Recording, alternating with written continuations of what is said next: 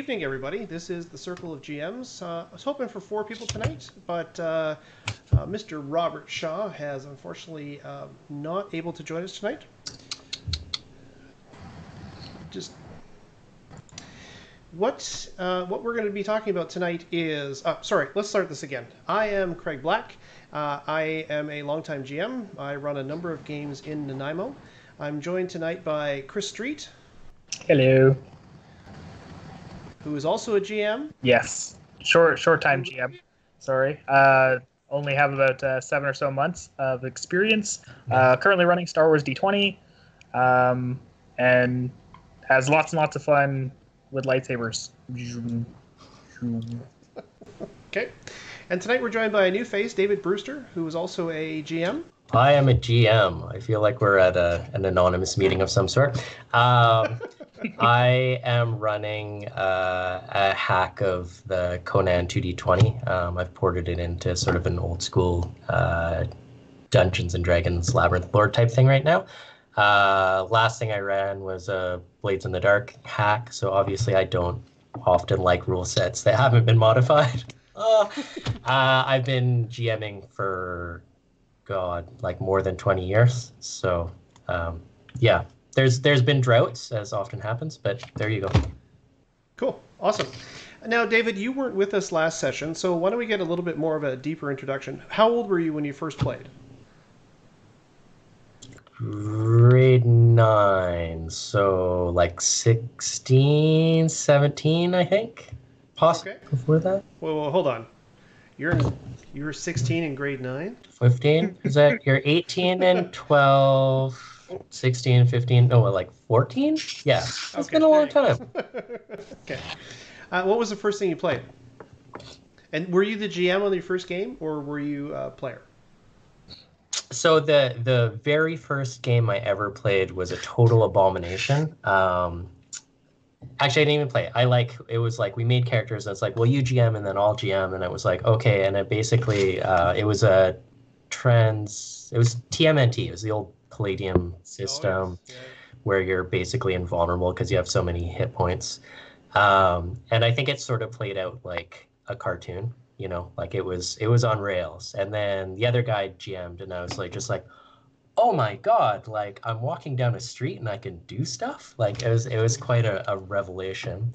And then I moved, so I lost contact with anybody I could game with for quite a few years. So the first thing that I really was playing for a while was classic advanced Dungeons and Dragons. Okay.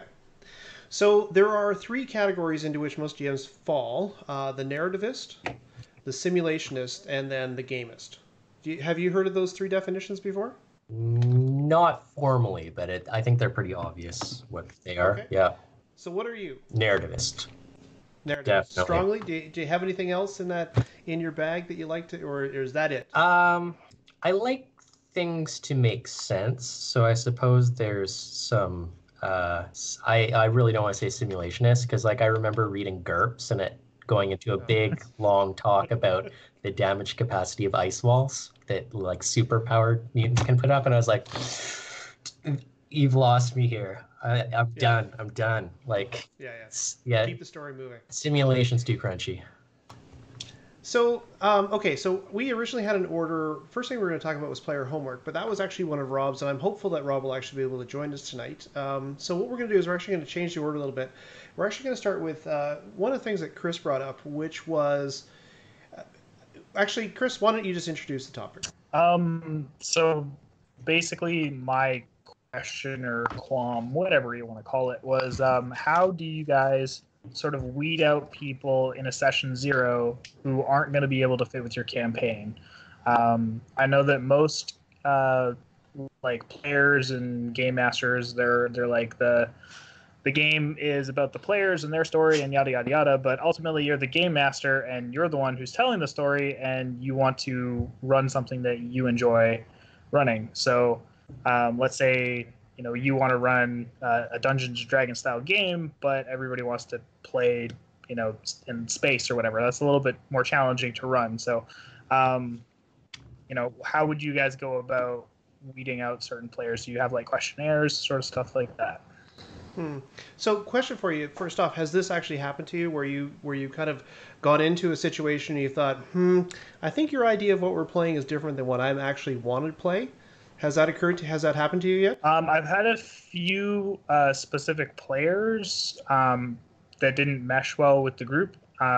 In certain respects, the first player didn't really fully understand their character, and we ended up having to change their character, and they still weren't happy with it. And then it turned out to be that they just didn't work with the group. And then the second player that I've had sort of kind of came in and decided. I don't know. They played like a face kind of character, like the bard, typical bard or whatever.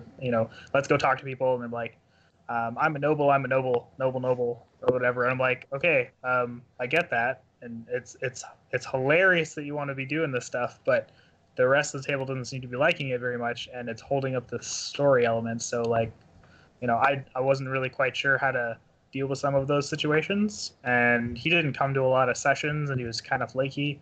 So there's some of those issues like reliability, and then like how do you make sure that you have valuable players that are going to be at your table if you're running weekly games or bi-weekly games, whatever it is that you're doing. Mm-hmm. Do you want to take your first crack at that, Dave, or do you want me to do? Do you want me to... Sure. I mean, it sounds to me like there's like a number of issues here to tease out. I think certainly having like flaky players who maybe don't play well with others, like if there's true interpersonal conflicts, I think that's one thing, right? You can say it's not a good fit. Other people don't like you. Like the other players typically will make that obvious. I do have to say, like I was looking at I had these questions fed to me earlier to think about. So I was thinking about one of my buddies that I game with quite a bit for many years, and he said to me the first thing I said to him, like when we've been playing for a bit, he like ended up killing an NPC, and I just like important NPC, probably I stopped and I just looked right at him. I'm like, oh, you're one of those. And I don't remember saying it, but it's sort of, I would say sometimes disruptive players are ones that make you hone your GM craft a lot. It takes you off the rails. You have to roll with them. It helps if they're charismatic enough that the other players like doing what they do. Like they usually have really good ideas and they roll with it. However, they're still disruptive. So I think this is a good topic to sort of tease out some of the things going on. So before I talk too long, I'll pass the torch over to Craig. So I would suggest that I actually have three observations. Number one, when I create the campaign, I always talk to my players beforehand and say, "This is what I want to play. Are you interested in playing this thing?" And a lot of people will go, "Well, will it have this?" And it's like, "Yes." And it's like, I don't really like that." Okay, so fair enough. I don't have to have a lot of that, or maybe I don't need it.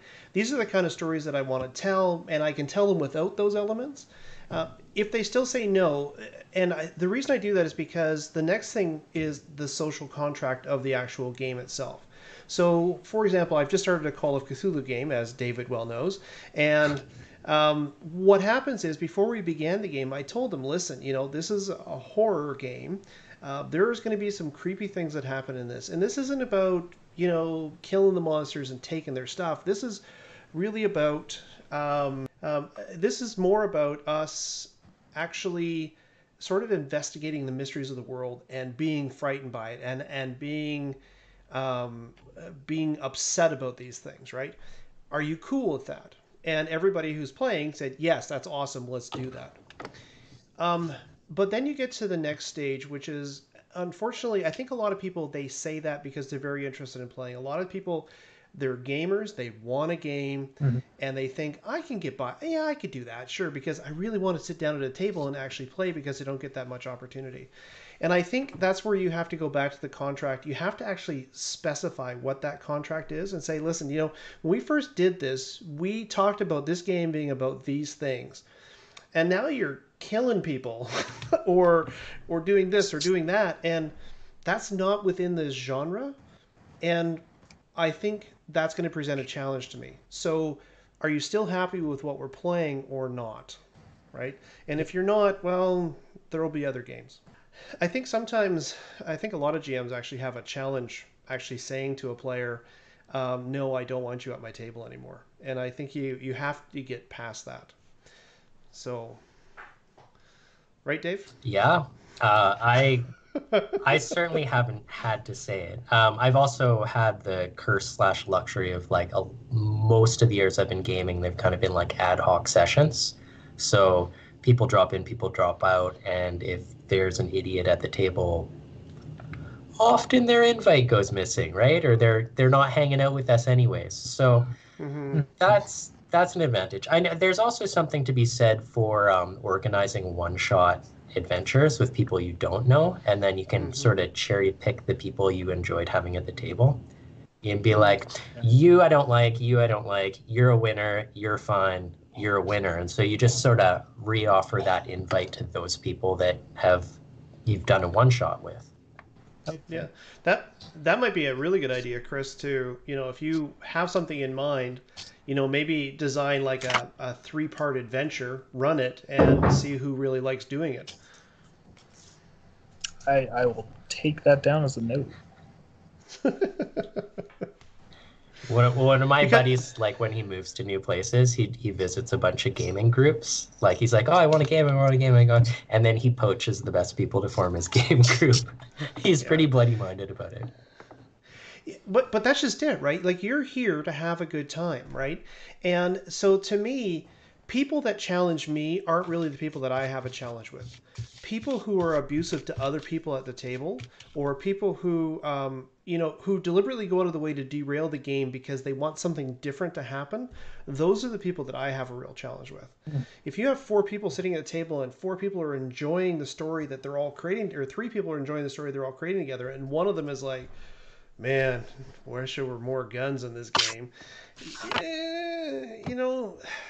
Those three people are as much your responsibility as that one person who's a problem player. So, so is this happening to you? I guess we don't want to get into too many specifics. What's their names? Well, Yeah. So far, my group has stabilized. Okay. We're about 50% of the way through the campaign. We're going to take the holiday season off and get back at it in January. I'm pretty happy with the group as it stands now. But when it's all done, when we've completed the campaign and I want to run something new, I want to make sure that if I'm going to start up something new and I'm going to add in new players, that those new players are going to mesh with my existing players, and I don't want to have like that awkward, first couple of sessions where they're, they come in and are like, oh yeah, I don't really want to play with you anymore because you got these weirdos that joined in and they're like brand new and we don't like weird people, right? So. Yeah, no, I get that. So I guess what about the idea? What about this idea of the session zero? Do you like a lot of people? Yeah. Do you do a session zero? Yeah, I usually run a session zero. Pretty much the beginning of any campaign that I do, it's always session zero. We do character creation and stuff during that time. What else do you do during session zero? Just well, character creation? Or? Well, I set expectations. Just 1 second. Sorry, my dog is trying to eat my cat. You need to stop that, sir. Yeah, so we do character creation. I will put you in the room. Sorry about this. We set expectations like throughout the house, like respect my animals and stuff like that. Their house, if they're going to come jump up on your lap, that's their prerogative. We also set times. I like to try and make sure that we're doing weekly sessions if possible, just because then that way it keeps everybody's interest. The downside is typically people get burnt out over time really quickly. So that's why I'm going to kind of do like month-long break after doing 3 months straight of weekly sessions is kind of doing things. But yeah, it's just like setting expectations, respecting each other at the table. And then I don't know, usually it's a couple sessions in and then I'll have to do like a reminder session zero every now and then if there's an issue, which doesn't seem to happen very much anymore. But early on in my DMing career, it was kind of a constant thing.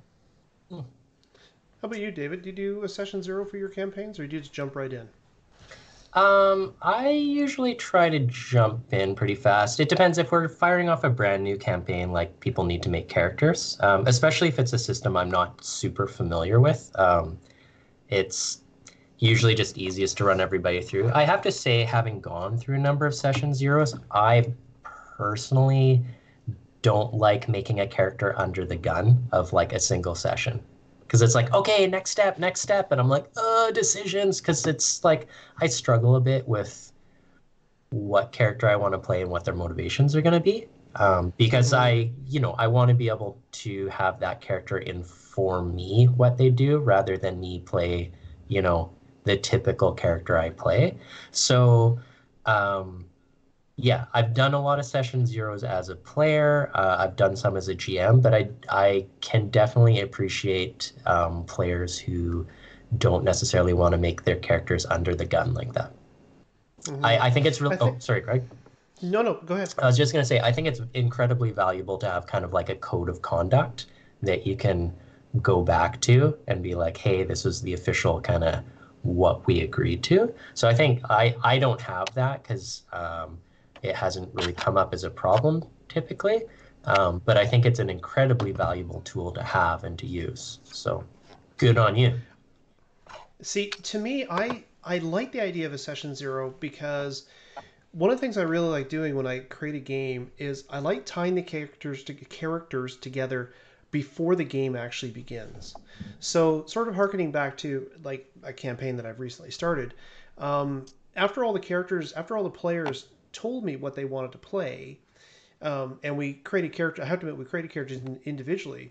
What I did was I talked to each of them about sort of what their backgrounds were, and some of them were very detailed, and some of them were more basic. But then what I did was I created a character that tied them all together, so that they had something in the game that was like a common stepping stone for them in the game, and I could use it as a tool to basically introduce them.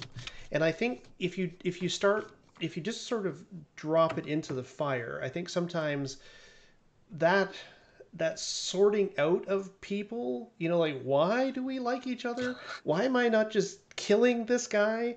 Especially if you have characters who are diametrically opposed, right? Like, you might have one character as a criminal, the other character as a policeman.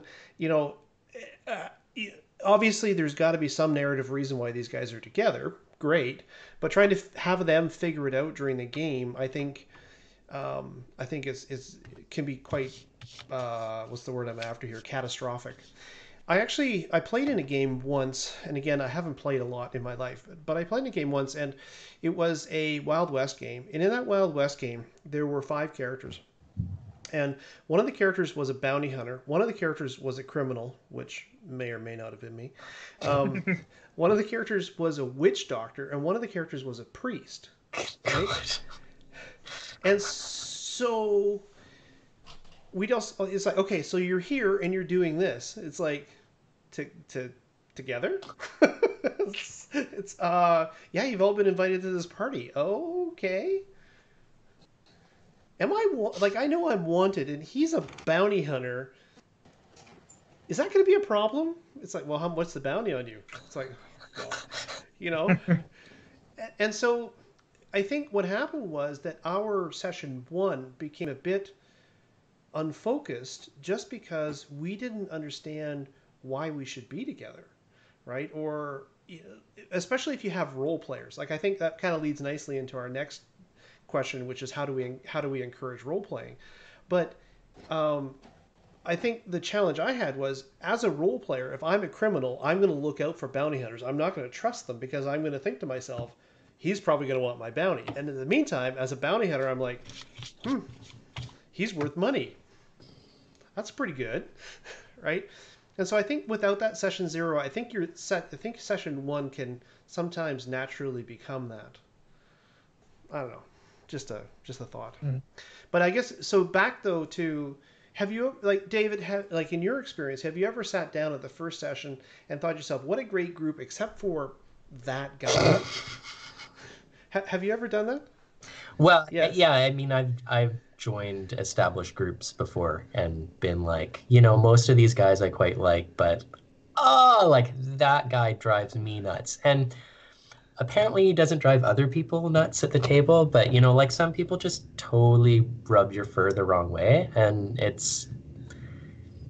I mean, for me, he was there first, and I was just like, okay, I'm probably not going to come out another few times if he's there all the time. But I was like, some of these guys I would totally game with, and that's, I think, where, poaching happens, or, Right.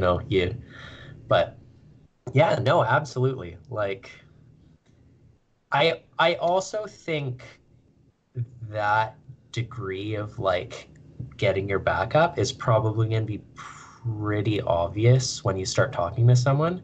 So if you're going to have someone come out to your gaming session, like maybe have a phone call with them, right? Like, Yeah. unless Oh you're yeah, really for sure. desperate for someone, like some of us aren't in a situation where we're like got tons of players locally who are able to come out on our given game night. So it's like maybe you don't have that luxury, but I think like often the real sort of obnoxious nerd, to use some loaded terms, like I think that'll shine right through their communication and it'll be pretty Mm. obvious. So okay, so you're a GM. You've got 5 players in front of you. One of them is obviously going to be a problem. What do you do about him? Like, how merciless would you be? I want a successful game.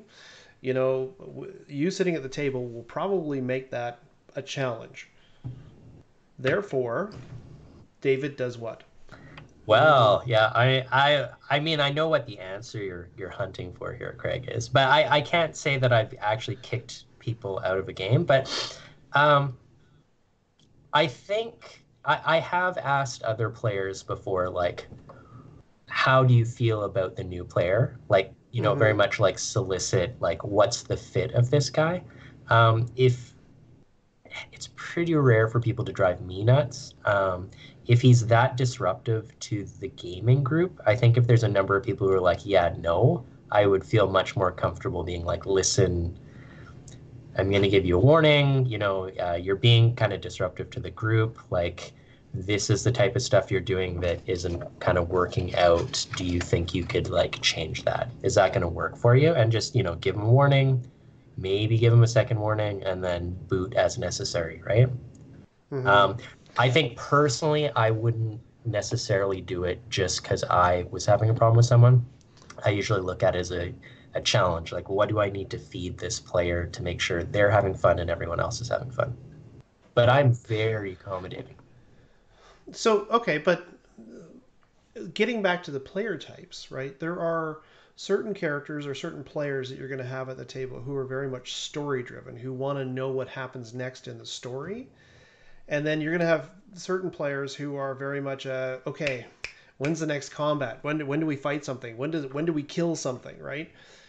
Um, that's one of the challenges I find. Like you're talking about session zero, but I think sometimes when you sit down for the first couple of sessions and you have new players sitting down together, you can recognize almost instantly that one group is going to be really hungering for that action, getting in there, getting stuff done, and the other one's going to be really hungering for the role playing, for the story, for the narration, for the mysteries. So if you had a group of like 2 and 2 and you knew that they wanted to play sort of different games, what do you think you'd do about that? Do you have an answer to that, Chris? Or If I had 2 and 2, uh, this is why I like fourth edition D&D so much, is because a lot of the actual combat encounters, you can just put skill challenges in there for the other players who are more about the story. So you can have like a NPC that's off to the side that's like trapped in the cage or whatever, and those two could go and try to rescue him, while the other two are like actually fending off the combat encounter. So in that situation, I'd be able to accommodate um, like that entire situation. However, if it's going to be disruptive and they're like, no, we want to break him out so that we can kill him and hand the corpse over to the people that we're trying to defend them from or whatever, like in that situation, I'd be like, okay, well, what kind of game do we want to play here? If we're playing a hack and slash game, then I'm not going to put all this work into these NPCs and make them, unique and memorable. I'm just going to be like, okay, let's murder hobo the crap out of this dungeon, right? mm-hmm. Um, Okay, so raise your hand if you've created an NPC, if you've carefully tailored an NPC, and the players have A, killed him instantly, or B, completely ignored him because he just wasn't interesting. I haven't had that happen yet. I've Yeah, had to create bastard. NPCs on the fly that weren't a part of my thing, and somehow they went on to another tangent, and they're like, "Let's follow this breadcrumb," but it leads Yeah. to nowhere, and then I have to bring it back. I've had that happen, but they've never like outright killed an NPC unless they've been attacked by them. I've got a nice anecdote here. I think I went for a beer run while we were gaming, and when I came back, one of the players had like agreed to a bet that he would kill the first NPC who talked. So when Prince Tabernac came off the boat and started talking, everyone started laughing and looking at the player, and he's like, "Ma," and he's totally gonna slay like very first NPC who talks. So I've been in gaming groups with amusingly disruptive players. I can say like, just if you've spent a lot of work on a player, just port them to like reskin them, right? Like if they never have a chance to get to know that particular NPC, he will reappear somewhere with a slightly different name. Yes. Well, and I think that as GMs you have to, right? They just become, this is my master mage. If you introduce him as this character and they ignore this character or kill him, then all of his stats go on to this character, and whatever. That is one of the most frustrating things is when you have characters who you've carefully crafted because they're going to be part of a storytelling mechanism and you really want to insert them, but somehow, it's like you insert them into a scene and the character's like, meh, whatever. Yeah, not interested in that guy. But this guy over here, who happens to be the bartender with the robotic arm, well, he's going to be my best buddy. And you're like, he was just set decoration. Come on. So frustrating. All right. So our second topic for tonight is how to encourage role-playing. And so when this was proposed, I think the commentary here was, when you have players who get into the game, but they don't necessarily get into their character. And as we tell stories, as a game master, we're not trying to write books, obviously, but what we are trying to do is craft a fiction, a gaming fiction, around characters who are in a world and how they interact with that world. And in order to do that, the players have to take on some part of that character in order to make that fiction work. So, tips and tricks to encourage role playing are things that you do.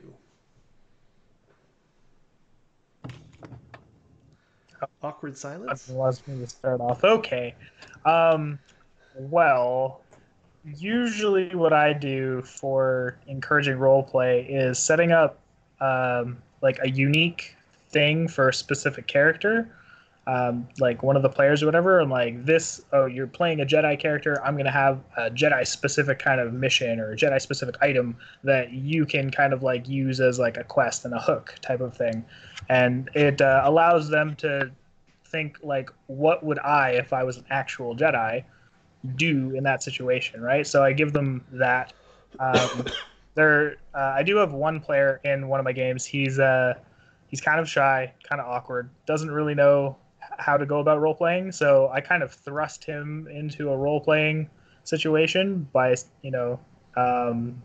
he wanted to do these things. I'm like, okay, let's make a roll for it. And then like he rolled poorly. I'm like, okay, sweet. Now I can throw in this other random thing, and it's gonna, it just turns into a snowball. And then it turns out now he's like a social media superstar or whatever. So complete polar opposite of what he is in person, right? So I feel like contrasting their like polar opposites, it allows them to kind of be like, okay, I know who I want to play now as a character. I definitely don't want to play that because he's recently re-rolled characters, and he's like, okay, this is the type of character that I want to play, and he has a lot easier time playing that character.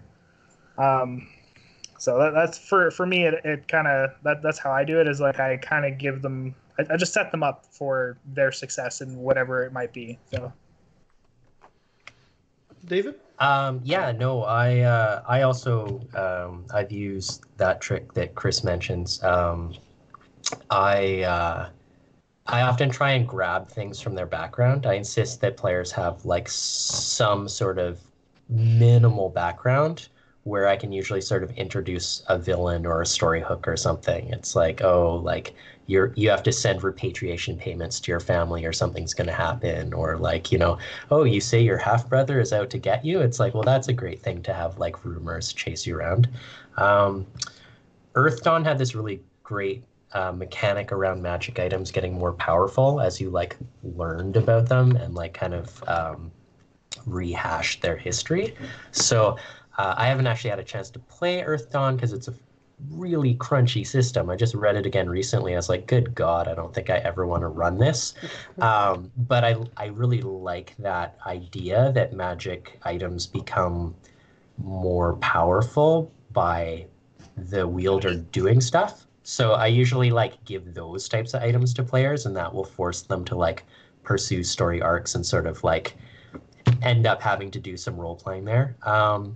I also I was thinking about this question, and I really quite like systems that reward role playing or require some role playing. So systems where like experience triggers happen via, you developing your character's backstory or you applying like your character's thematic values to something, or Blades in the Dark does that really well. yeah, and I think Dungeon World and a number of the newer games do that. And there's also some systems where it's like in your session 0, everybody rolls to see what are my links to other people, right? So it's like, oh, it turns out so and so is like we were both raised by the same father figure. And so it's sort of neutral, but it's like, well, do we hate each other or do we hate dad, or, are we friends? Like, so you end up having those themes there too that you can start pulling on. And anytime a player sort of expresses an interest in some role-playing aspect about their character, I totally try and like jump on that and feed it. I'll dangle the hooks, but some people don't bite the hooks. But when they're interested, it's like feed it as fast as possible because you want to encourage that behavior.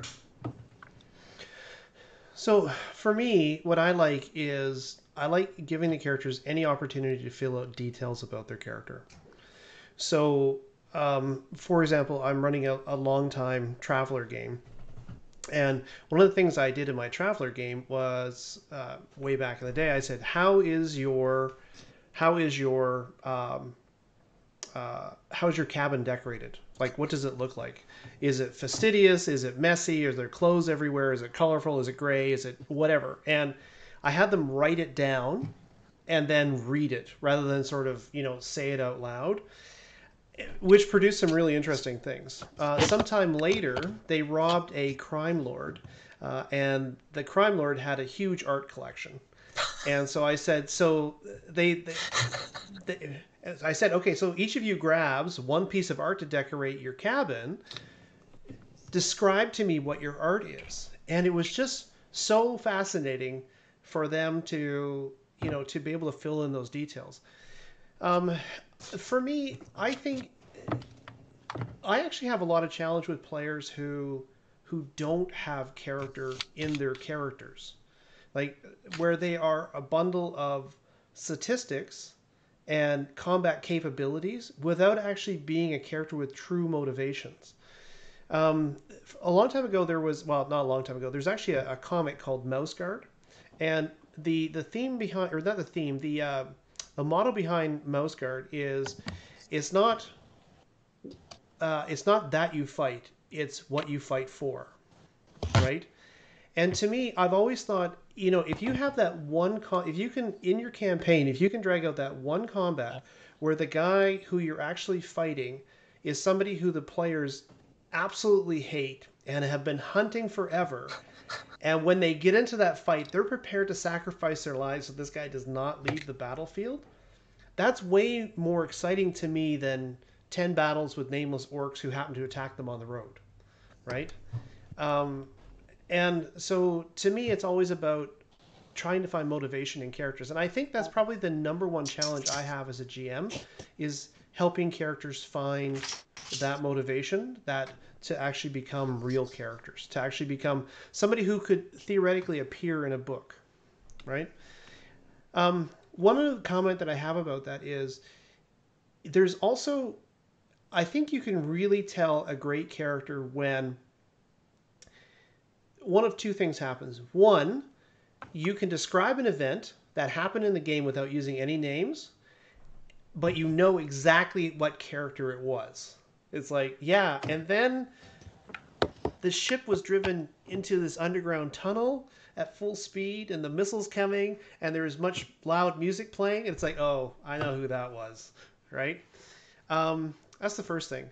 The second thing is that when you can actually take the character and suggest that you would know what they would do in a situation.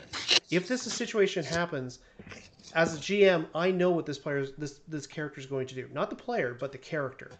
And I like that. Like I think that's where I think, oh, I've gotten to a place where my characters actually feel real.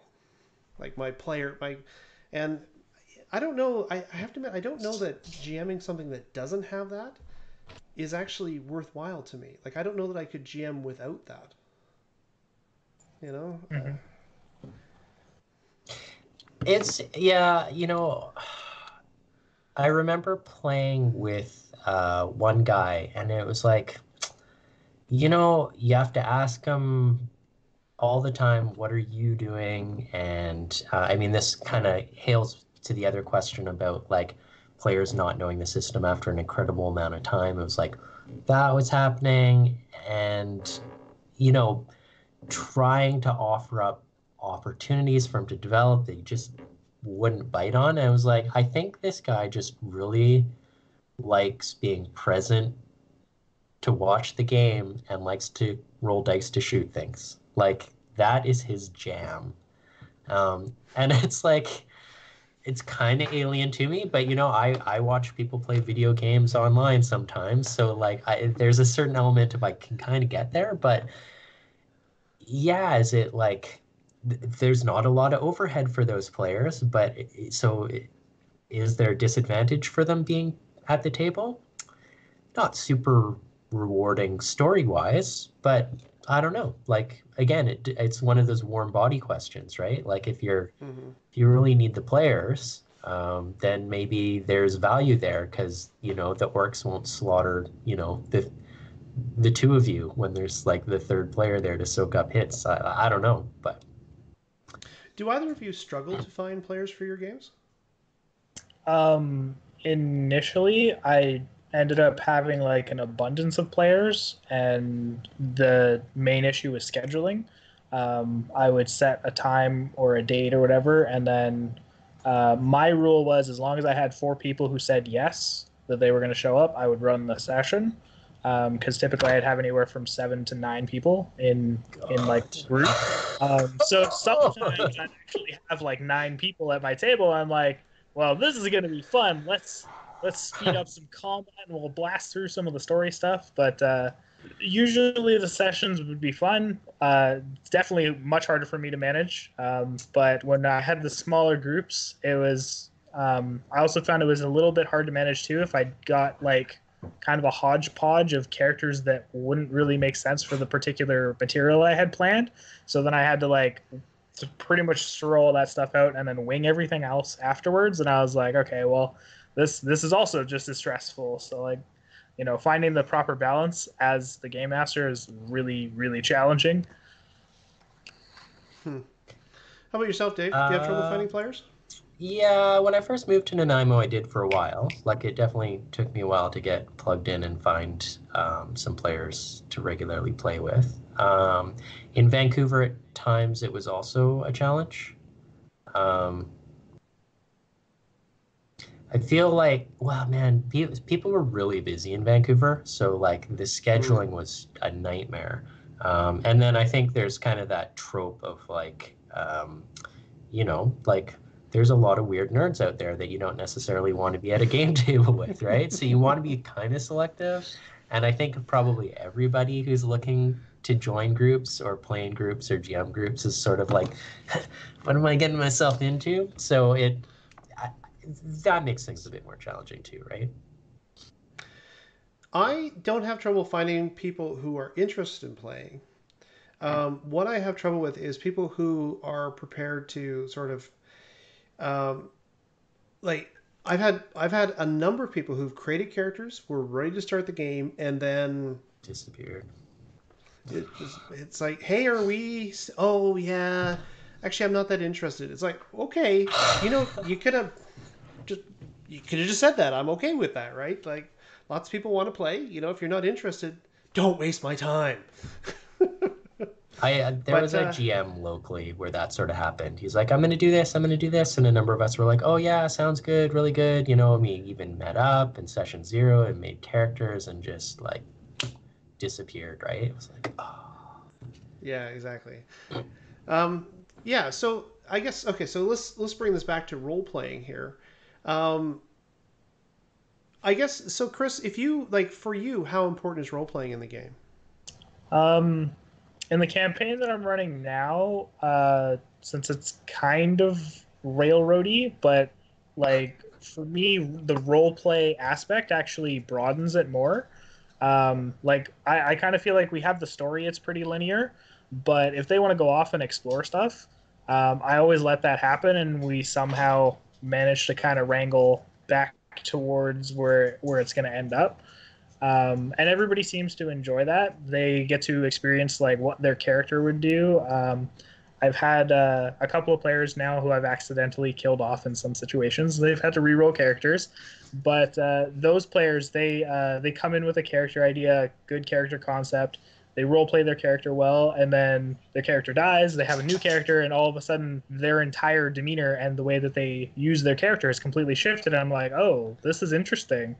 I was like, I didn't know that you were so good at role playing that you could completely switch characters on a dime.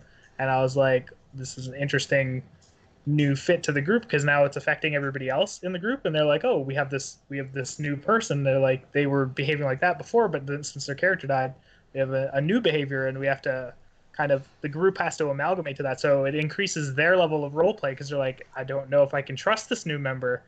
Like, I had no Mm-hmm. problem with this other guy, but like what happened here? Like, what's he doing?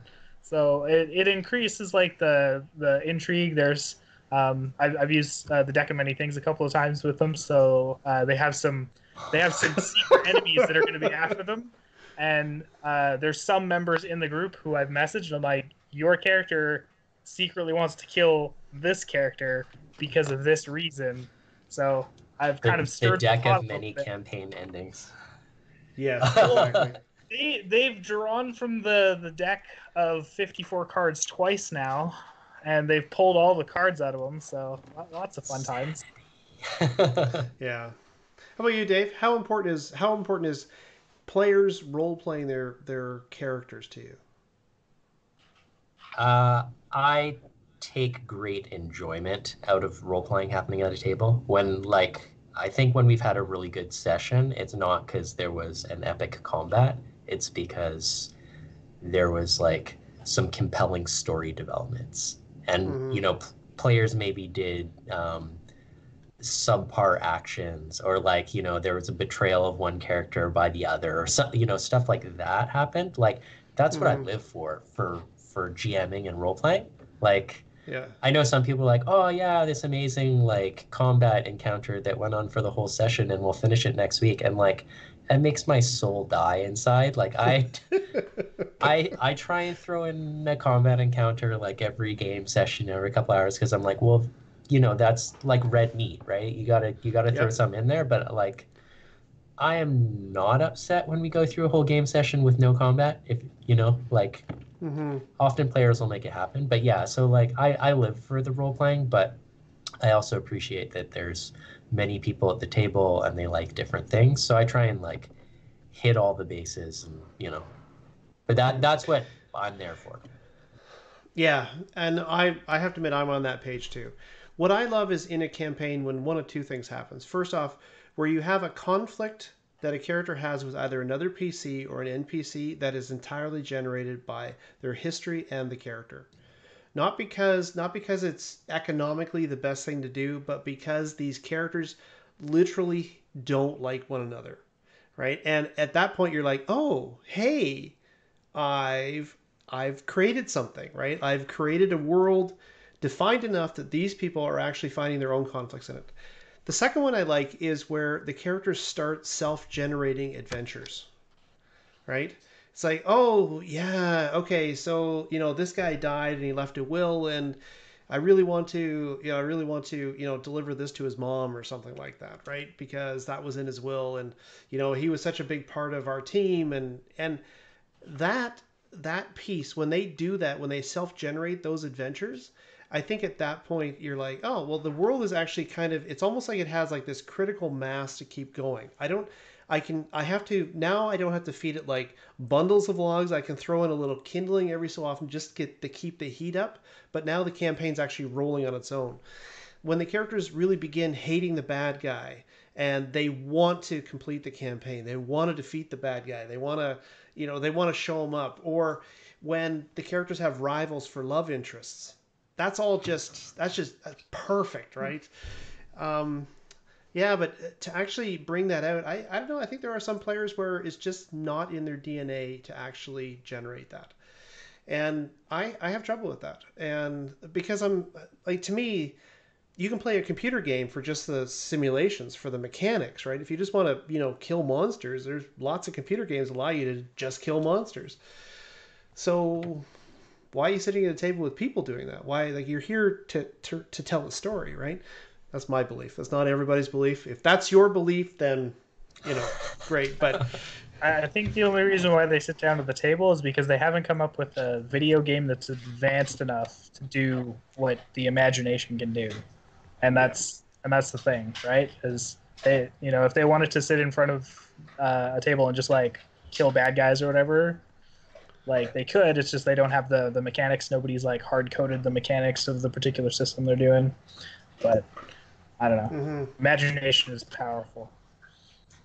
It is. So one of the things that we wanted to talk about, or that Rob wanted to talk about, but I'll bring up, is how players doing their homework. Like, what do you think a player should bring to the table when they come to the table? What level of readiness should they have when they actually come and sit down with you? I went first last time. It's your turn, Dave. Well, I was gonna. Well, Craig was saying I was gonna be like dice. But it's,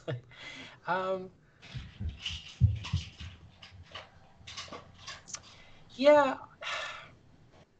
I definitely feel like I'm kind of the carrot here. So, people live busy lives. This is meant to be a form of entertainment and not homework. So if they show up and someone at the table can tell me what happened last week and people can be like, oh yeah, I remember that. And we're all like, within 5 or 10 minutes, we're like, yes, we remember what's going on. I think that is acceptable for me. Okay. I also think giving people an opportunity to like go wild and write up backgrounds and do things, or write up the story from their point of view, should be rewarded with, re-rolls or experience or whatever. Like, yeah, like it's nice to be able to pick out people and be like, you did a good job, sir. Let me recognize you in front of everybody by giving you experience, because everyone else is like, I want this too. Yeah.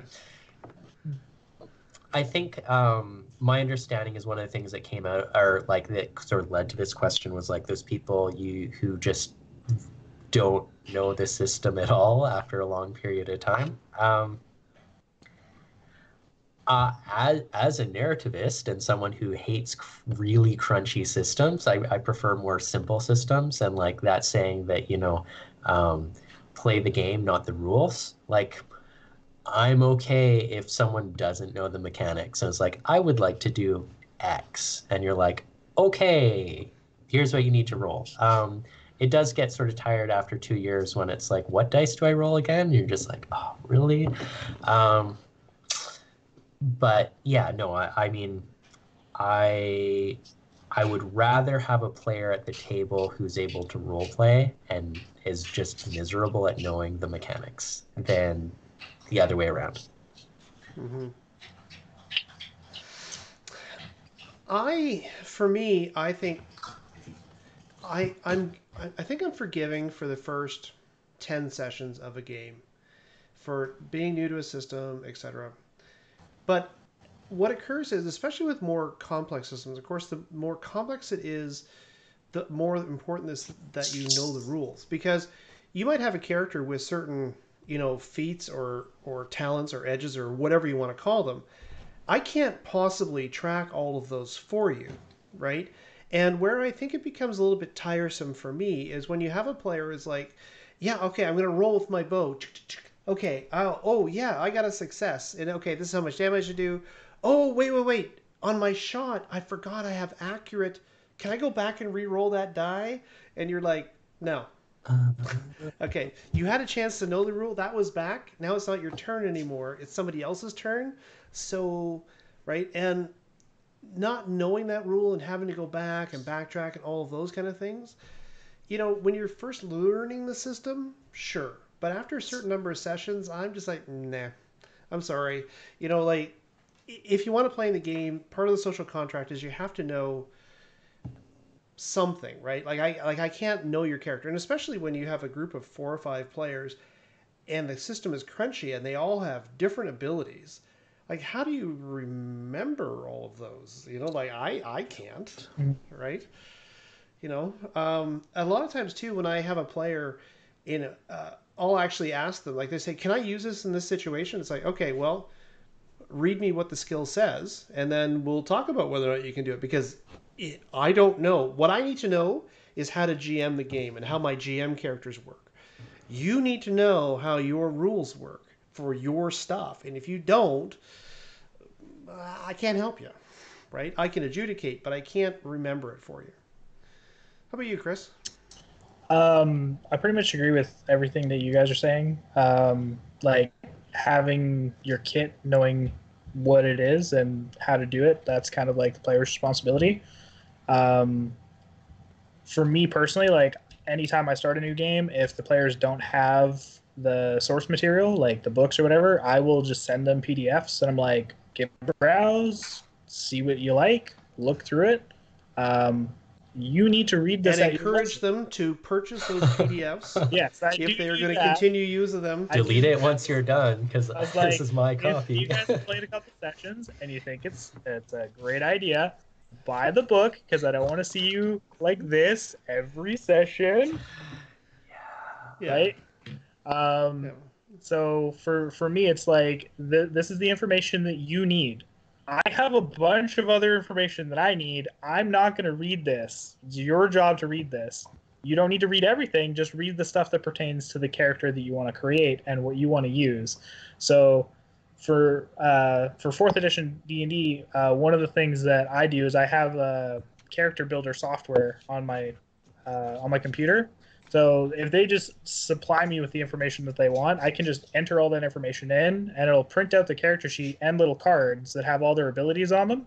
So I can have copies of those that I can just have with me if they forget them. And I'm like, yeah, I know what your ability does. No worries. You're making this attack, and then just roll this many dice or whatever, right? So I can just kind of tell them at that point, but their job is to still be able to tell me what it is that they want their character to do. So as long as they have a general idea of what they want to do, who their character is, and they have their dice, they brought a character sheet or at least a piece of paper and pencil. That's all I need from them. Character sheet. So, the missing character sheet is brutal. Yeah. Oh yeah. I actually don't let my characters take my players take their character sheets home anymore. Actually, you can't see it, but behind me here on the shelf, I actually have character binders for all of my player characters. Just because, what happens is the character sheet's one thing with the characters on it, but then there's all the other information, the notes, the equipment lists, et cetera, and that goes home. It's like, oh man, I forgot my character sheet. It's like, what are you, 10? Like, come on, you didn't bring your jacket and you're going camping? What? See, I think, Chris, you're actually much more forgiving than I am. Like, well, I mean, if they don't bring their stuff, right, then they got to play it all from memory. If they don't know what their stats are, I'm like, oh, I guess you can't do that skill roll. You don't know what your skill number is. That's straight 18s across the board. I remember. Yeah. So, okay, but question for you then. Like, how do you police that? Like, how willing are you to police, the characters, not having what they need to play or not knowing the system? Like, what are some techniques, like as a GM, Yeah. like I heard a good saying recently, which is putting the master into game master. How do you actually adjudicate that? It's okay, I don't know your character, you don't know the rules, I can't know both. You kind of, you either need to ask somebody for help or, but that's not my responsibility. Like Yeah. part of our social contract is that you can participate in the game as an equal partner.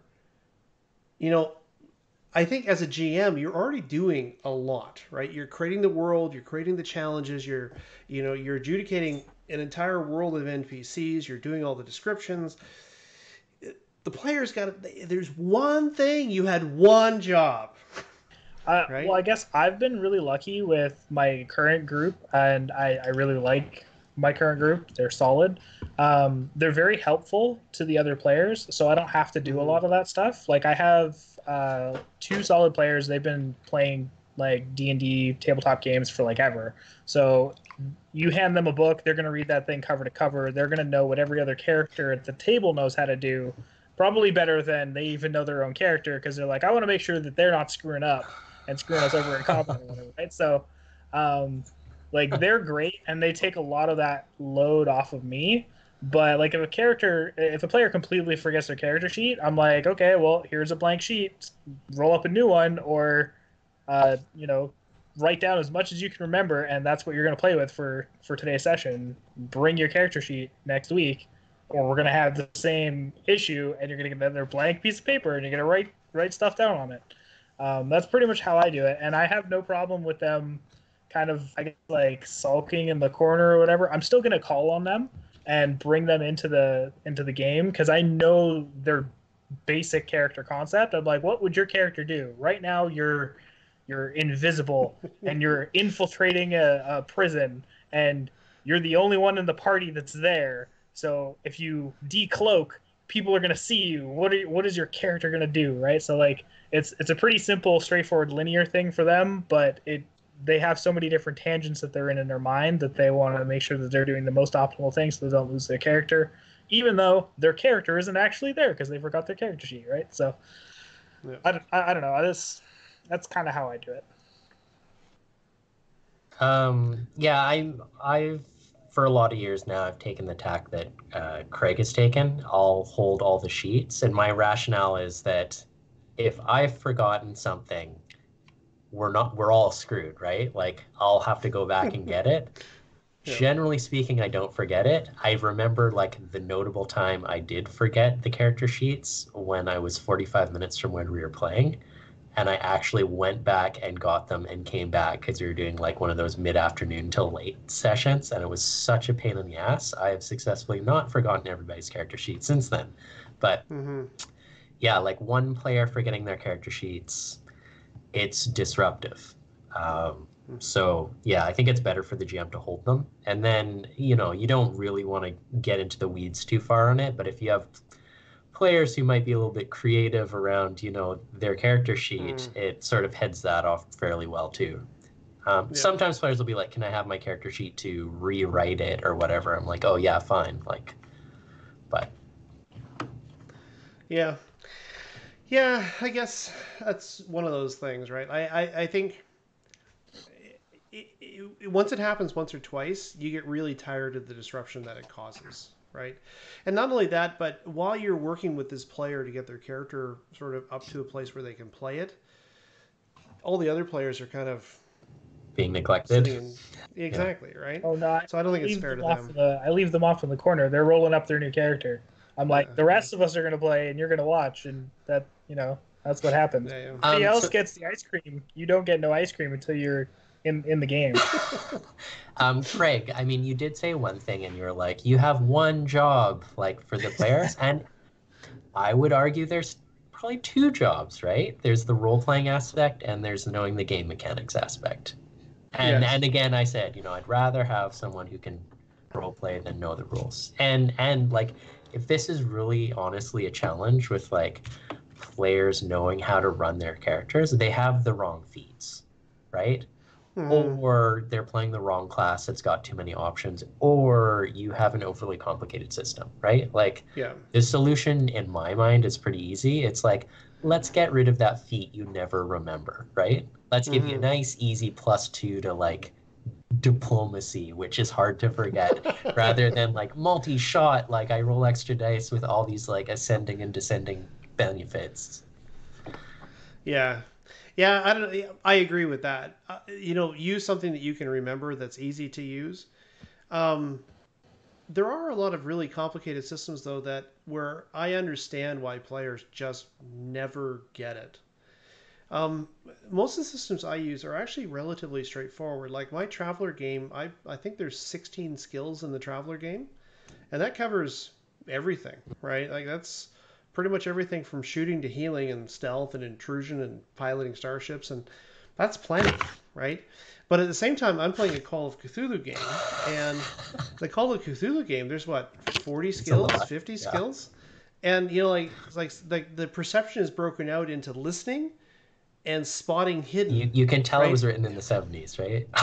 Yeah, and sometimes you're like, I don't know that we gain anything from having these extra breakouts, except for a little bit more complexity, right? And so I think that's a little bit more forgiving when players go, yeah, I really don't know what to do next, right? So I don't know. I, Um, I think, for a while, I mean, there is an element of like choosing your players to match the system, right? yes, Because yes, I really would like to play an Ars Magica campaign one day, and I fully respect that it's not going to be a good fit for most people, and the magic system is really complicated. It's like I think if you've ever done grad school, like you have probably have a good understanding of like how the research process works. So it would be like, oh, actually, I sort of, this sort of makes sense to me. But otherwise, it's like, no, not going to be good for most people. So it's sometimes you'll have a game that you want to play that you're like, it will take me a long time to find the right people to play this. absolutely. I'm with you on the Ars Magica. So when you run it, let me know. Um, do you know? And I think that's one of the things that's surprising for me because I've looked at a lot of systems in my time, and in looking at all those systems, I can't say that there really is a lot of systems that I've looked at and gone, nah, I don't want to play this. To me, it's like, oh, that's an interesting mechanic. I think that'd be kind of interesting to play, right? And I think sometimes I need to take myself out of that and stand beside myself and go, not everybody has that attitude, right? I have one of my players. He used to play Rollmaster, which is Chris. Have you ever played I, Rollmaster? Do you know what Rollmaster I've is? not played Full Master. Okay, so Rollmaster it came with four four books for the rules. Okay, and these were like 300-page books, and they were chock full of tables, like just tables upon tables. And he loved the complexity of all of the tables. And he says, I really want you to run one day like a super crunchy ultra. And I'm like, no. Like, I wouldn't, I understand the system and I kind of like the minutia and the detail, but who else is going to play? Like, that would be you, right?